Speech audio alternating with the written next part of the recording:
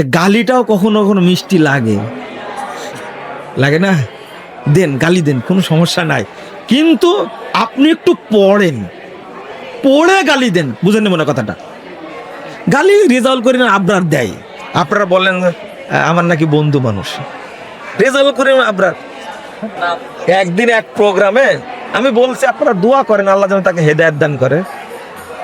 দেখেন আপনারা আমিন বললেন না, শোনেন শোনেন, তো কেউ আমিন বলেন, আমি আমিন বলেন, তো বলছে আপনি বলেন, আমরা বলবো না। কি রাগের রাগ, চিন্তা করতে পারছেন? কি রাগের রাগ। কিন্তু আমি এই আবরারের জন্যও দোয়া করি আল্লাহ যেন তার মুখটা ভালো করে দেয়, আল্লাহ যেন তাকে হেদায়েত দান করে। যদি উমর রাদিয়াল্লাহু আনহুকে আল্লাহ হেদায়েত দেয়, যদি আবু সুফিয়ানের মতো লোককে আল্লাহ হেদায়েত দেয়, তো ওদের থেকে কি এরা বেশি কঠিন?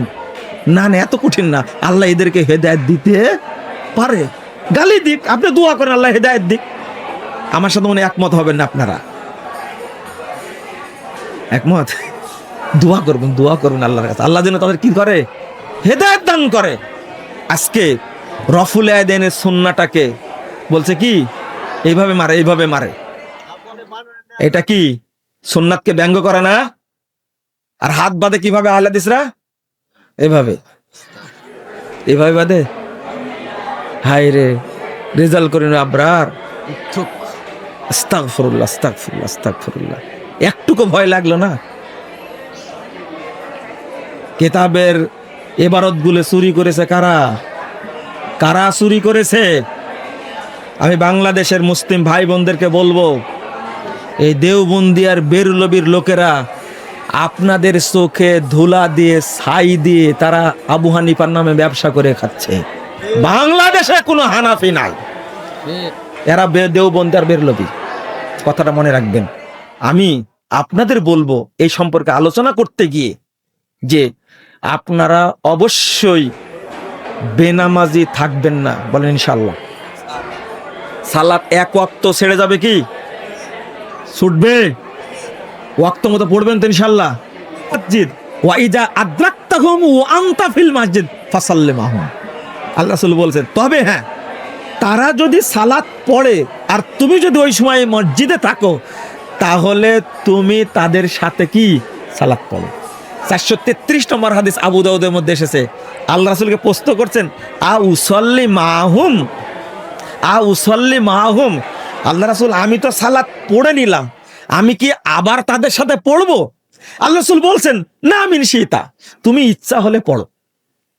তাহলে পরবর্তীতে যে জামাতটা হচ্ছে এটা কি ফরজ না নফল? নফল। আপনি যেটা পড়লেন ওটা কি ফরজ। এখন আপনার প্রশ্ন, তাহলে একাকি পড়লে কি আমি জামাতের নেকি পাবো? প্রশ্ন না এটা আপনার? হ্যাঁ, এটাই আসল প্রশ্ন। এই জন্য আপনি দৌড়ান, শুধু দেখেন না আকীদা কি, আকীদা কি দেখেন না। আমি ছুটে যাবে কথাটা এখানেই বলিনি। শোনেন, হাদিসটা শুনে নেন। আব্দুল্লাহ ইবনে মাসউদ রাদিয়াল্লাহু আনহু, তার হাদিসটা আপনারা সবাই জানেন। এই হাদিসটা বুঝতে আমাদের ভুল আছে। আল জামাতু মা ওয়াফাকাল হাক্কা ওয়া ইন কুনতা ওয়াহদাক, জামাত তাকেই বলে যদি হকের সাথে মিল থাকে, তাহলে সেটাই কি জামাত। বলেন না এটা? এই হাদিসটা বুঝতে ভুল হয়েছে। তার আগে চলেন, এই হাদিসটা লম্বা হাদিস, লম্বা হাদিসটা সামনের দিকে বলি। আমর ইবনে মাইমুন তিনি আব্দুল্লাহ ইবনে মাসউদ রাদিয়াল্লাহু আনহুকে বলছেন, আব্দুল্লাহ ইবনে মাসউদ রাদিয়াল্লাহু আনহু বলছেন এই হাদিসটাই শোনো, লোকেরা যদি সালাত দেরি করে পড়ে, সল্লি সলাতাক, তুমি তোমার সালাত পড়ে নাও। বুঝেননি কথা? তারপরে বলছেন যে ওয়াইদা আদ্রাকতাহুম ফাসাল্লি মাহুম, এরপরে যদি তাদেরকে জামাতে পাও তাহলে তুমি কি পড়ো। ফাইন্নাহা লাকা নাফিলা, তবে জামাতে পড়লে ওটা হবে কি নফল। শুনেন শুনেন, এবার হলো মূল কথা। তখন আমর ইবনে মাইমুন রাদিয়াল্লাহু আনহু তিনি বলছেন, আপনি এত বড় সাহাবী ফকি মানুষ, আপনি কি বললেন? একদিকে বললেন আপনি একাকে সালাত পড়তে, আবার বললেন জামাতে পরে পড়েন, আর ওইটাই হবে নফল। একদিকে জামাতেও পড়তে বলছেন নফল, তাহলে নফল হলে পড়বো কেন জামাতে? বুঝেননি কথা? তখন আব্দুল্লাহ ইবনে মাসউদ রাদিয়াল্লাহু আনহু বলছেন, শোনো, যারা পরে পড়ছে আল জামাতু মা ওয়াফাকাল হক ওয়া ইন কুনতা ওয়াহদাক, শোনো, তুমি যে আগে পড়ে নিচ্ছ এটা হলো আসল সালাতের টাইম, এটা আসল টাইম। তুমি জামাতের নেকি পেলে, আর ওরা জামাত করলেও ওইটা জামাত না। হলো হাদিস বুঝতে হলে হাদিসের ভাষায় বুঝতে হবে। আর একটা হলো দলিল খোঁজেন আপনারা। এই হাদিসের শেষ অংশ এবার বলি। এই হাদিস শেষ অংশ হলো, তিনি প্রশ্ন করছেন, এবার আমরা যে বলি তাহেরপুরে, আমি রাজশাহীতে আছি, আবুল কালাম ভাই তিনি বলছে আমি একা একটা জামাত, আমি একাই হকের উপরে আছি, তাই না? সিলেটে থাকে এক ভাই, আমি একাই হকের উপরে আছি, কারণ আল্লাহ মানে ইবনে মাসউদ বলছেন আল জামাতু মা ওয়াফাকাল হাক্কা ওয়া ইন কুনতা ওয়াহদা, একাই থাকলে একা একটা জামাত। হাদিসের অর্থ এটা না। তিনি বলছেন তুমি কি জানো জামাত কাকে বলে? তখন আমর ইবনে মাইমুন বলছেন লা আদ্রি, আমি জানি না জামাত কাকে বলে। এবার ইবনে মাসউদ রাদিয়াল্লাহু আনহু বলে দিচ্ছেন, শোনো, ইন্না জামহুর আল জামা ইদা ফারাকুল জামা, যখন তুমি দেখবে জামাত থেকে অধিকাংশ মানুষ বেরিয়ে যাচ্ছে, বুঝেননি কথা? মনে করেন আহলে হাদিসরা ঐক্যবদ্ধ একটা ইউনিটি, তাই না? এখন আহলে হাদিসরা এখান থেকে বেরিয়ে যাচ্ছে, যেতে যেতে যেতে যারা বেরিয়ে গেছে তারাই হলো বড় জামাত, হতে পারে না এটা? ইবনে মাসউদ রাদিয়াল্লাহু আনহু বলছেন আল জামাতু মা ওয়াফাকাল হাক্কা ওয়া ইন কুনতা ওয়াহদাক, ওইটা জামাত না, তুমি একাই যে জামাতের উপরে আসো এটাই হলো জামাত, এটাই হলো হক। তাহলে আপনারা যেটা বুঝতেন আর এই বুঝ কি একরকম হলো? কোথায় উল্টা পাল্টা হয়ে গেছে, একবারে উল্টা পাল্টা।